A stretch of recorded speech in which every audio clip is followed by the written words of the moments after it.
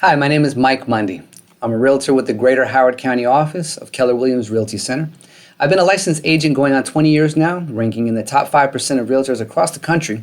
And this is my monthly update on how the local real estate market is performing. I'm going to be updating you guys for the month of August 2023 for Howard County, Prince George's, Anne Arundel, and Montgomery County, which happen to be the 4 counties that intersect where I live in Laurel, Maryland. So guys, guess what the number one question is that I'm pretty much asked on a daily basis? How's the real estate market? Are we up? Are we down? Where are we at? And I think it's such a great question to ask. And I look at the hardcore numbers, because if there's one thing that I know, is that the numbers never lie and they're there to guide us. So I've prepared a number of charts to tell us exactly what's going on in the marketplace, and I'm going to jump to that right now. So we're going to go here to the first chart, which is a 2-year chart for Howard County. And what we're highlighting is August of last year compared to August of this year. You're going to see 3 bars of information for each month that are really telling the story here. The taller red bar is the total number of homes for sale on the market for the month. The blue bar next to it is the number of homes going under contract, which are also known as pendings. And the shorter red bar next to it is the number of new listings that came out for the month. Now I'm going to go through each of these with you, but if you just look at the top, it says the average sale price a year ago was $603,000. That was last year. This year it's $619,000, so it's up by 3%. The number of days on the market has gone from 17 last year to 15 days this year. The other number that I'm focusing on very heavily is the shorter red bar, because you can see that one dropped even greater.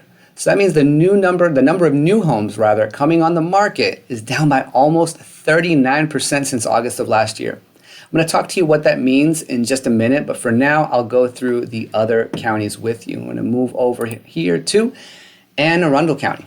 So as you can see that a year ago, average sale price was $513,000. This year, it's $553,000, so it's up by 8%. The number of days on market has gone down slightly from 23 last year to 21 days this year. What the taller red bar is showing us is that the total number of homes for sale is down by about 24%.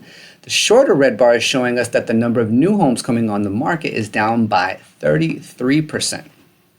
Moving into Prince George's County, you can see that last year, the average sale price was $408,000. And this year it's $425,000, so that's up by 4%. Looking at the number of days on the market, it's gone down only slightly from 25 days last year to 24 this year. This happens to be the highest days on market for any of the 4 counties, by the way. The total number of homes for sale, as shown by the taller red bar, that's down by about 23%. And the number of new homes coming on the market, which is the shorter red bar, that's down by just over 26%.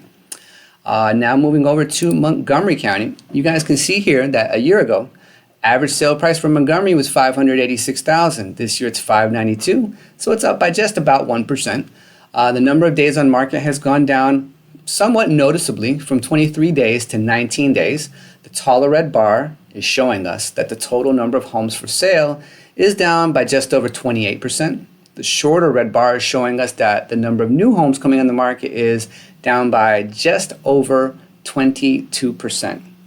So right now, guys, I'm going to show you a chart with a ton of numbers on it. And sometimes I know that important information can get somewhat lost in the sauce, if you will, when it comes to a lot of information. So I want to make this as crystal clear as possible. If you look on the left-hand side, it has the same 2 categories that we were tracking in the charts, which are the total number of homes for sale and the number of new listings that came on for the month for each of the counties.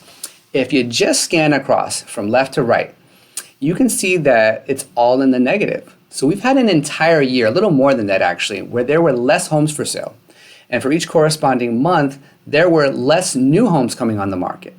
Now, I'm going to stop sharing my screen for just a second and talk to you guys about what all this means, because I think it's the most important part of the report, to be honest. So right now, we are in what's called, undeniably, we're still in a seller's market. And in a seller's market, there are more buyers looking for homes to purchase than there are homes for sale. And as a result, the buyers are in competition with each other to get those homes. And this is why I'm tracking the total number of homes for sale, because if you turn on the news, if you check your news feeds, you're going to hear in different parts of the country that the housing supply is increasing. You might even see graphics or footage where it scans down the street and you see multiple for sale signs in a row. That's just not happening here. Not yet, at least. And because the interest rates are the same across the country, we can't really say why it's not happening here. Many of my colleagues and I, we've been hearing these predictions for an entire year that our market was going to collapse, that the same thing happening in other parts of the country was going to happen here. Prices were going to go way down. Housing supply was going to go way up. And again, it just simply hasn't happened. And again, that's why I'm doing these reports. And it's why people reach out to me, because they know that I'm on top of the market. And we can only speculate as to why it is that we're seeing what we're seeing. But if we look to what we know and human nature, look, people who have a low interest rate mortgage, they refinanced at historic lows. Most of them are really not trying to trade in that low interest rate mortgage for a much higher one, oftentimes over 7% these days. So where the prospect of buying a new home means that it's going to cost more in terms of the mortgage, and also more because of how much homes have gone up in value, for now anyways, many are simply deciding not to sell. And as long as there are very few houses for sale on the market, buyers are going to continue to have to compete against one another. And at the end of the report, I'm going to tell you guys actually how both buyers and sellers can benefit by talking to me about the market. So I'm going to go back to sharing my screen here, back to the spreadsheet, and I'm going to tie things together. I'm going to move this down, and I have average sale prices for each month and how those prices have changed from the same month during the previous year. And if you just scan it from left to right, you can see that there's a number of red spaces.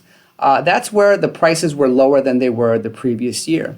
But in general, the overall picture is that prices have continued to go up. Now, if you look at the extreme right-hand side, you'll see a column where it shows the 2-year change, which is pretty important, from August of 21 to August of 23. In Howard County, that increase was 12%. It was higher in Arundel, where the average sale price has been up over the past 2 years by 15%. And then we have both Prince George and Montgomery, whose average sale price has increased by 7% between August of 21 and August of 23, respectively. The last thing I'm looking at the very bottom of your screen, are the average interest rates in the country. It's really important. As you can see at the very bottom, for the month of August, the average interest rate was 7.13%, which is up considerably from 5 and 5.5% that we had a year ago, and 3 to 3.5% that we had 2 years ago.